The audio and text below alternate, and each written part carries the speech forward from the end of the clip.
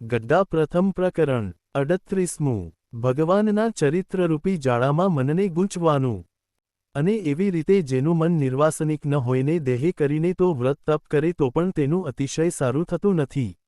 માટે જે ભગવાનનો ભક્ત હોય તેને પોતપોતાના ધર્મમાં રહીને તે ભગવાનનું મહાત્મ્ય સમજીને પોતાના મનને નિર્વાસનિક કરવાનો નિત્ય અભ્યાસ રાખવો, એમ વાર્તા કરી. અને વળી શ્રીજી મહારાજે બીજી વાર્તા કરી જે સાચો ત્યાગી કેને કહીએ તો જે પદાર્થનો ત્યાગ કર્યો તેનો પાછો કોઈ દિવસ મનમાં સંકલ્પ પણ ન થાય.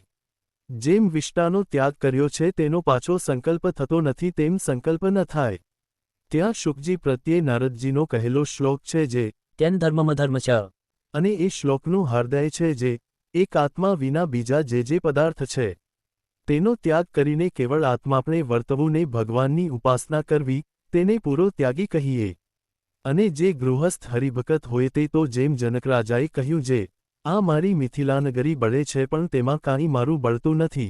ત્યાં શ્લોક છે જે મિથિલાયામ પ્રદીપ્તાયામ ન મે કિંચન. એમ સમજે ને ગૃહમાં રહેતો હોય તે ગૃહસ્થ હરિભક્ત ખરો કહેવાય. અને એવી રીતનો જે ત્યાગી ન હોય ને એવી રીતનો જે ગૃહસ્થ ન હોય તે તો પ્રાકૃત ભક્ત કહેવાય અને મોરે કહો એવો જે હોય તે તો એકાંતિક ભક્ત કહેવાય. એવી રીતે વાર્તા કરી.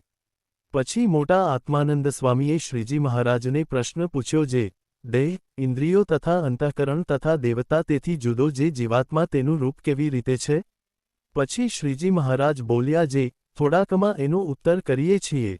જે દેહને ઇન્દ્રિયાદિકના સ્વરૂપનો જે વક્તા તે સર્વેના સ્વરૂપને જુદું જુદું કરીને શ્રોતાને સમજાવે છે તે જે સમજાવનારો વક્તા તે દેહાદિક સર્વના પ્રમાણનો કરનારો છે ને જાણનારો છે ને સર્વથી જુદો છે એને જ જીવ કહીએ.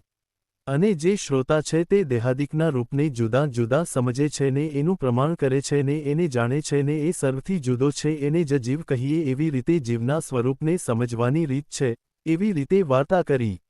ઇતિ વચનામૃતમ 38. અવાજ અવનવા ભક્તિ મેં વિડિયો માટે વિડિયો કો લાઇક અને અમારી ચેનલને સબસ્ક્રાઇબ કરો અને બેલ આઇકન દબાવો જેથી સૌથી પહેલા વિડિયો તમારા સુધી પહોંચે. આગળના વચનામૃત માટે જલ્દીથી કોમેન્ટમાં જય સ્વામિનારાયણ લખો.